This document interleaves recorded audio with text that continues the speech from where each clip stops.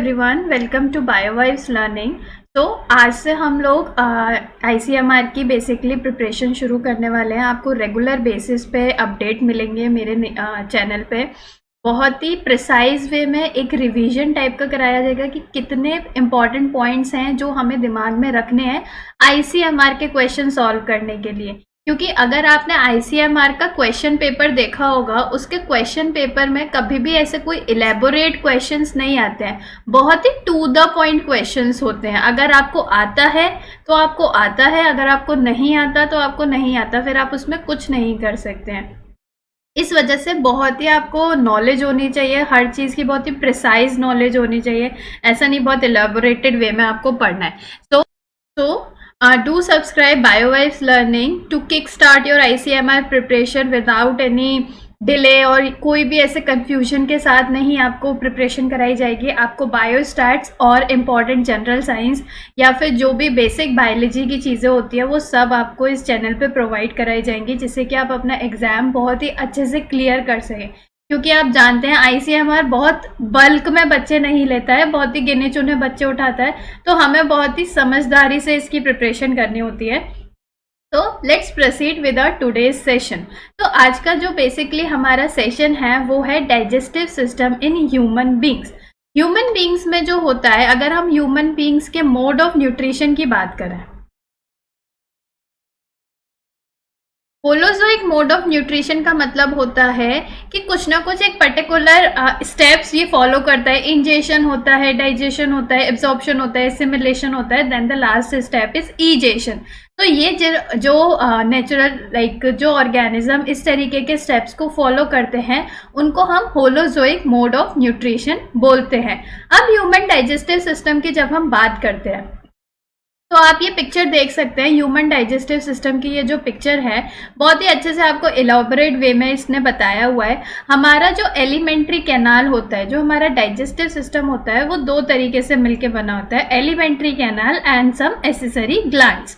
तो जो हमारा एलिमेंट्री कैनाल होता है वो हमारा माउथ से शुरू होता है। माउथ में हमारे पास सलाइवरी ग्लैंड होते हैं, टीथ होते हैं, टंग होते हैं, हार्ड पैलेट होता है, सॉफ्ट पैलेट होता है। देन होता है वो हमारा ईसोफेगस में आता है। ईसोफेगस से फिर वो स्टमक में जाता है, स्टमक में फर्दर डाइजेशन हो रहा होता है, फिर वो स्मॉल इंटेस्टाइन में आता है, देन लार्ज इंटेस्टाइन में आता है।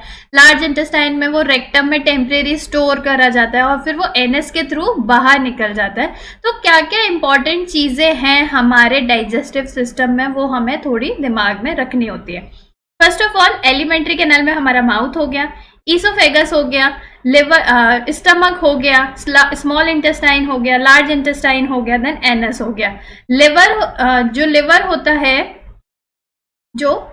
होता है, पैनक्रियास होता है, गॉल ब्लैडर होता है और सलाइवरी ग्लैंड जो होता है, these are known as the accessory gland.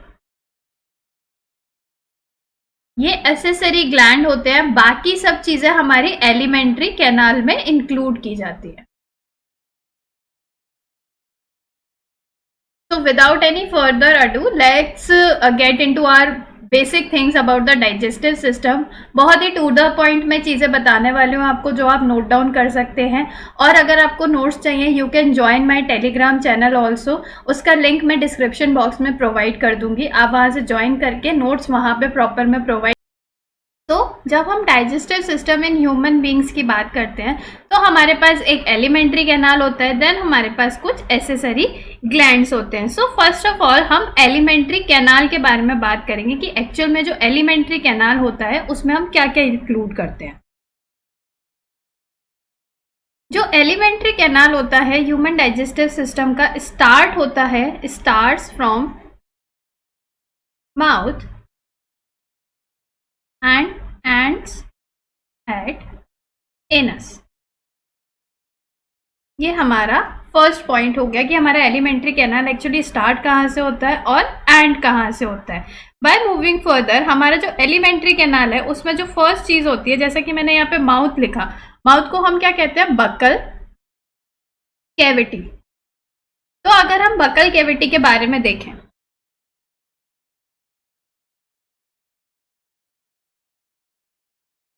जो बकल कैविटी होती है वो हमारी माउथ कहलाती है, जो ह्यूमन बींग्स में उसमें कुछ ना कुछ फिजर लाइक प्रोजेक्शंस होते हैं, मतलब फिजर लाइक फोल्ड्स होते हैं उसमें। हमें अगर हम अपना माउथ भी देखें उसमें कुछ ऐसे इरेगुलरिटीज होती हैं, उनको हम क्या बोलते हैं, उनको हम फिजर्स बोलते हैं, फिजर्स होते हैं। सेकेंड पॉइंट इज हमारे माउथ में टीथ होते हैं, टंग होता है जो कि एक मस्कुलर ऑर्गन होता है, देन सलाइवरी ग्लैंड होता है जो कि हमारा सलाइवा सिक्रीट करता है।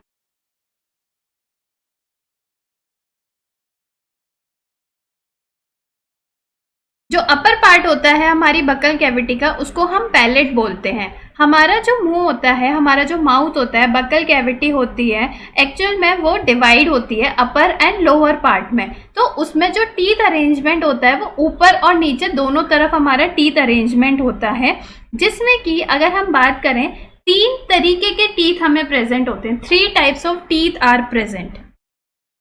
What I am saying, 3 types of teeth are present. First one is thecodont. जो थीकोडोंट होते हैं वो एक्चुअल में these teeth which have the embroidly trapped in a bone और इन द सॉकेट, जो सॉकेट में जो उसका सॉकेट होता है, जो उसका अरेंजमेंट होता है हमारी जॉ का, teeth arranged in the socket of jaw, ये हमारा थीकोडोंट कहलाता है। देन सेकेंड तरीके का जो होता है उसको हम बोलते हैं डाइफाइकोफायोडोंट।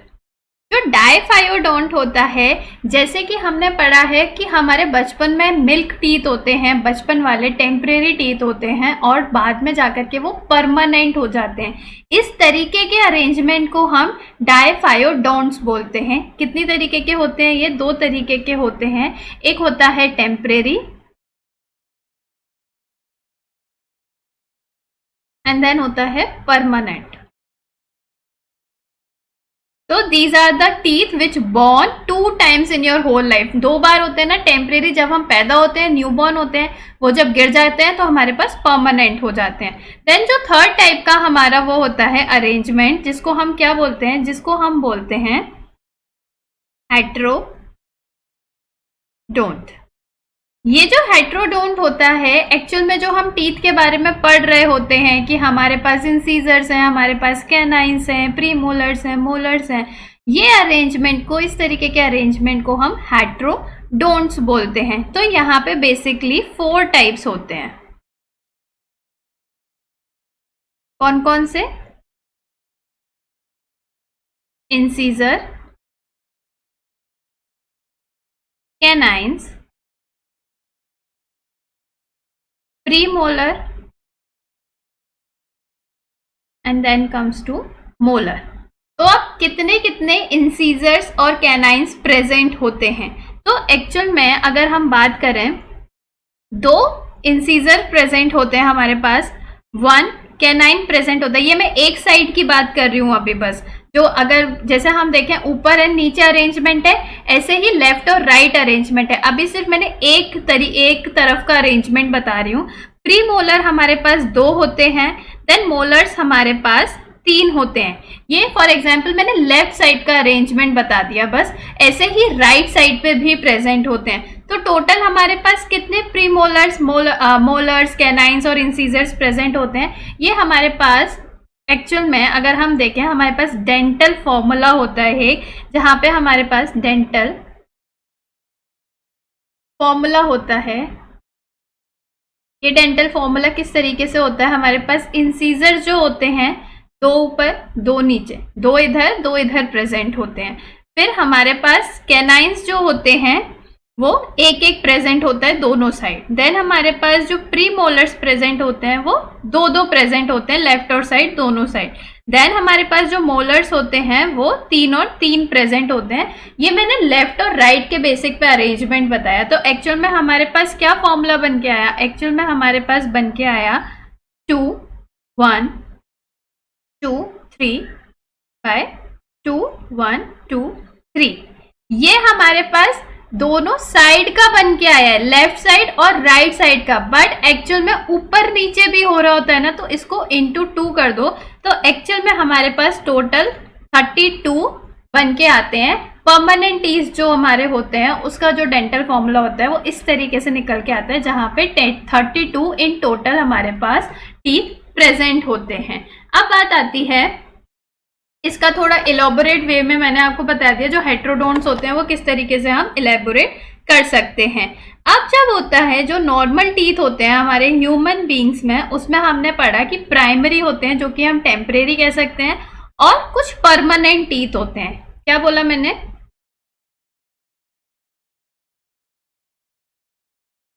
कुछ प्राइमरी टीथ होते हैं, प्राइमरी बोल सकते हैं हम इन्हें,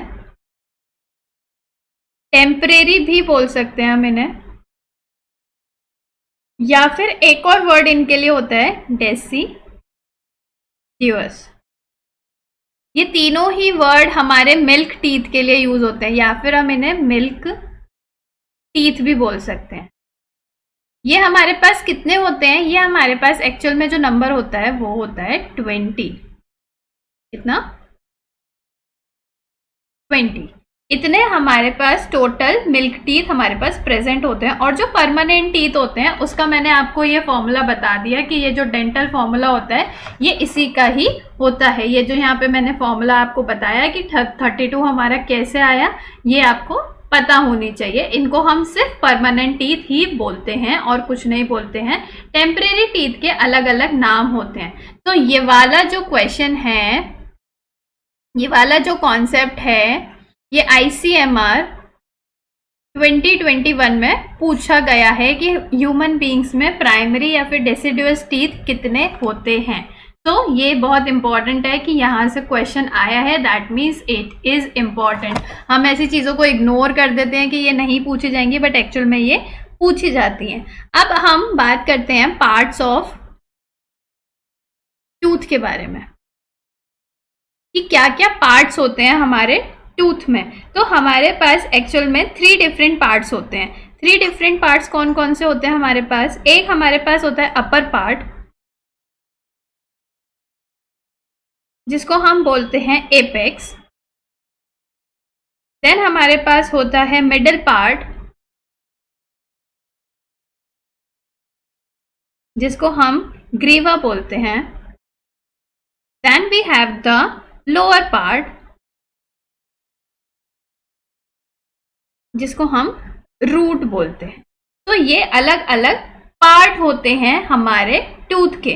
नाउ बात जो आती है, अब हमारा जो टीथ प्रेजेंट है उसमें कुछ ना कुछ कैविटी तो प्रेजेंट होती है, उसको हम क्या बोलते हैं? उसको हम बोलते हैं पल्प कैविटी। ये पल्प कैविटी क्या होता है? ये एक तरीके की कैविटी होती है, एक तरीके का स्पेस होता है जो कि प्रेजेंट होता है in the middle of the tooth, present in the middle of the tooth। इसको हम पल्प कैविटी कहते हैं। अब बात आती है जो हमारा टीथ होता है उसकी कितनी कितनी लेयर्स होती हैं। तो जो अगर हम इनर मोस्ट लेयर की बात करें उसमें हमारे पास सारी ब्लड वेसल्स वगैरह सब है। ब्लड वेसल्स को कवर कौन करता है? ब्लड वेसल्स को कवर कर रही होती है हमारी डेंटाइन लेयर। जो डेंटाइन होती है वो हमारी लेयर होती है जो एक्चुअल में ब्लड वेसल्स को कवर कर रही होती है। ये भी कैल्सिफाइड टिश्यूज की ही बनी होती है। Calcified tissues are present in this. जो आउटर मोस्ट लेयर होती है हमारे टीथ की, जो हमें दिखती है एक्चुअल में, जो हमारा व्हाइटिश पार्ट होता है हमारे टूथ का, उसको हम इनेमल बोलते हैं, जो कि कहाँ प्रेजेंट होती है? एपेक्स और upper portion of the tooth, upper portion of the tooth. तो it is the shining layer, जो हमारी अपर मोस्ट लेयर होती है, the shining layer is known as the enamel, and this is assumed to be the hardest part of the human body, hardest part of human body, ये पूछा जा सकता है which is the hardest part of human body, तो हम enamel ही लिखते हैं। Enamel is the hardest part of the human body. Enamel actual में बनती किसकी है, मोस्ट इंपॉर्टेंट, वो किसकी चीज की बनी होती है, it is made up of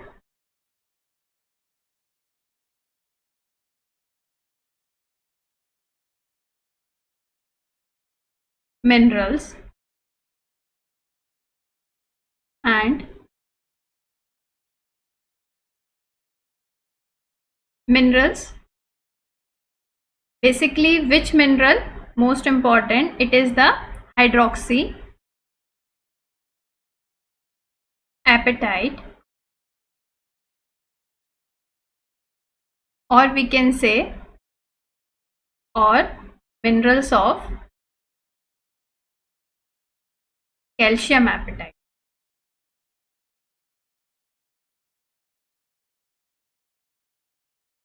तो इस चीज की हमारी ये इनेमल लेयर बनी होती है।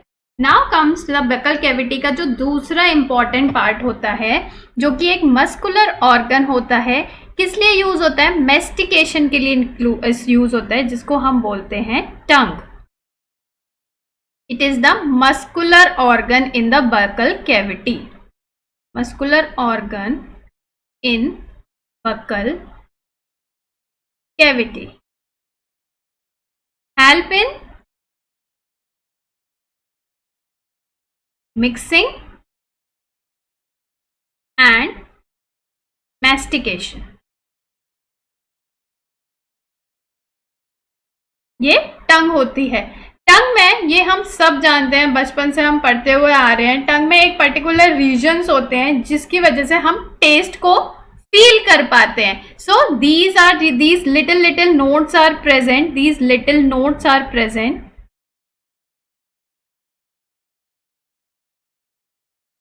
present on tongue,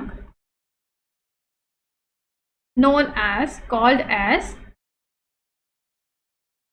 taste buds। तो ये टेस्ट बड्स जो होते हैं, इनकी वजह से हम टेस्ट को फील कर पाते हैं। तो किस जगह पे कौन सा टेस्ट बर्ड प्रेजेंट होता है, ये जानना बहुत जरूरी है।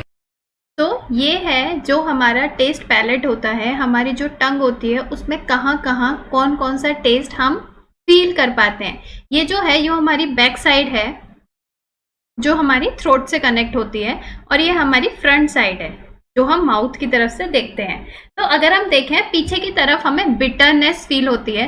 दोनों साइड, लेफ्ट और साइड, हमें सारनेस फील होती है। सारनेस मतलब जो खट्टा होता है। मैंने यहाँ पे हिंदी में वर्ड्स भी लिखे हुए हैं, अगर किसी को प्रॉब्लम हो, बिटर क्या होता है, सॉल्टी क्या होता है, सार क्या होता है, ये सारी चीजें मैंने हिंदी में भी लिख दी है। सारनेस हमें लेफ्ट और साइड के साइड में फील होती है। सबसे आगे की तरफ जो हमारी टिप होती है, ये हमारी टिप होती है, यहाँ पे हमें सॉल्टीनेस, नमकीन का स्वाद आ रहा होता है, और उसी के साथ हमारा स्वीटनेस उसके पीछे ही हमें फील हो रहा होता है, मीठा।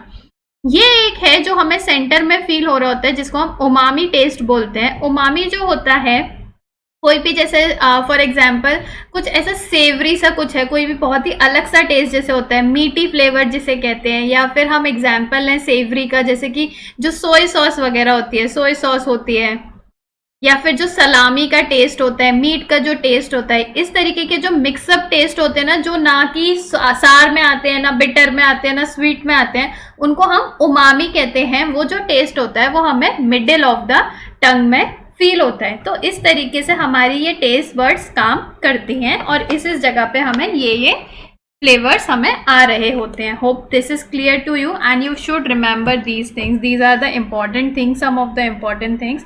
मैंने आपका टंग का फंक्शन बता दिया, मेस्टिकेशन के लिए यूज होता है और मिक्सिंग के लिए यूज हो रहा होता है। फिर हमारे पास जो नेक्स्ट हमारा पार्ट आ रहा होता है, उसको हम कहते हैं ईसोफेगस। ईसोफेगस को हम फूड पाइप भी बोलते हैं। ईसोफेगस ये बेसिकली मस्कुलर ट्यूब होता है,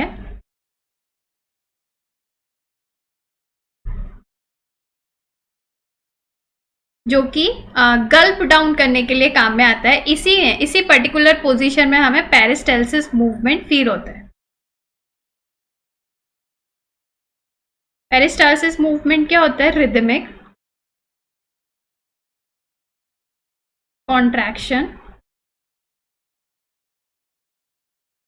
and relaxation of muscles, जिसकी वजह से हमारा जो फूड है वो गल्प डाउन हम कर पाते हैं। लॉन्ग ट्यूब होता है, माउथ को स्टमक से जोड़ता है।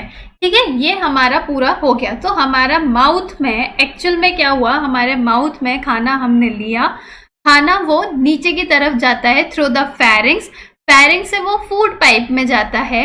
वो विंड पाइप में ना जाए उसके लिए हमारे पास एक फ्लैप लाइक स्ट्रक्चर प्रेजेंट होता है। वो फ्लैप लाइक स्ट्रक्चर को हम क्या कहते हैं,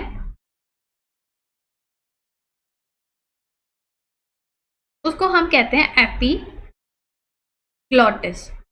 ये जो एपीग्लॉटिस होता है ये एक फ्लैप लाइक स्ट्रक्चर होता है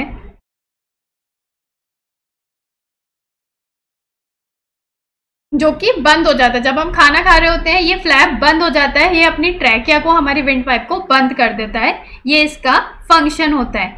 ये यहाँ तक मैंने समझाया आपको ईसोफेगस में क्या क्या इंपॉर्टेंट चीज़ें होती हैं, ईसोफेगस तक किस तरीके से हमारा टीथ, हमारी टंग और हमारा ईसोफेगस बना होता है। So in the next session we gonna discuss about the stomach, small intestine and the large intestine and फिर हम कुछ एंजाइम्स के बारे में पढ़ेंगे। मैं ये सारी चीज़ें एक ही वीडियो में इसलिए नहीं डाल रही हूँ क्योंकि फिर वीडियो बहुत ज़्यादा लंबी हो जाती है एंड मे बी फिर ये बोर फील होने लगता है। बहुत अच्छा, बहुत इंटरेस्टिंग टॉपिक है, तो आई एम होपिंग कि ये इंटरेस्टिंग ही बना रहे। So in the next lecture we are gonna discuss about different parts of parts of the digestive system. Hope ये वीडियो, ये लेक्चर आपको हेल्प करे अपनी ICMR प्रिपरेशन में। बाकी की फर्दर अपडेट्स के लिए do subscribe this channel and also join our Telegram group for the notes and for further update and for all the practice related to ICMR. Thank you very much and all the very best for your